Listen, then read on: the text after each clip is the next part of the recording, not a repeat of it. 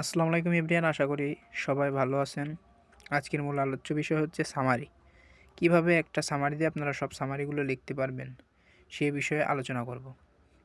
তাহলে কথা না বাড়িয়ে মূল আলোচ্য বিষয়ে চলে যাই। এই যে, this is the passage which has been discussed about. আপনি যে সম্পর্কে লিখবেন, এখানে যে টপিক দেওয়া আছে, আমি প্লেটো এবং অ্যারিস্টটল এর সামারি মানে প্লেটো এবং অ্যারিস্টটল সম্পর্কে লিখেছি, এই জন্য আমি প্লেটো অ্যারিস্টটল লিখেছি। এবার হি ওয়াজ বর্ন, জন্মস্থান সাল। হি ওয়াজ মানে সে কত সালে কোথায় জন্মগ্রহণ করেছেন, এবং প্যাসেজ থেকে আর কি লিখবেন, জন্মস্থান এবং জন্মসাল প্যাসেজে দেওয়া থাকবে, প্যাসেজ থেকে লিখবেন।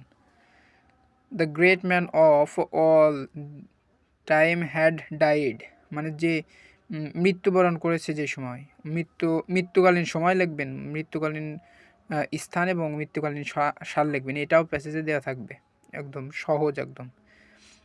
ফ্রম দিস প্যাসেজ, যদি প্যাসেজ পড়ে তাহলে প্যাসেজ লিখবেন, আর যদি পোয়েম অর্থাৎ কবিতা থেকে আসে তাহলে কবিতা পোয়েম দেবেন। তাহলে এটা প্যাসেজ, সেহেতু হলো from this passage we can learn and know many things which we be useful in our future life. মানে এই প্যাসেজ থেকে আমরা যে লার্ন মানে যা শিখেছি আর কি, তা আমাদের ফিউচার লাইফের জন্য অত্যন্ত গুরুত্বপূর্ণ, সেটা বোঝাতে চেয়েছে আর কি।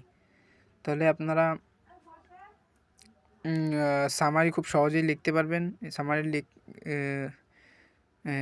খুব সহজেই লিখতে পারবেন। আশা করি সবাই বুঝতে পেরেছেন। ভিডিওটা ভালো লাগলে একটি লাইক করবেন এবং সাবস্ক্রাইব করে চ্যানেলের বেল আইকনটি বাজিয়ে দেবেন। ধন্যবাদ। আসসালামু আলাইকুম।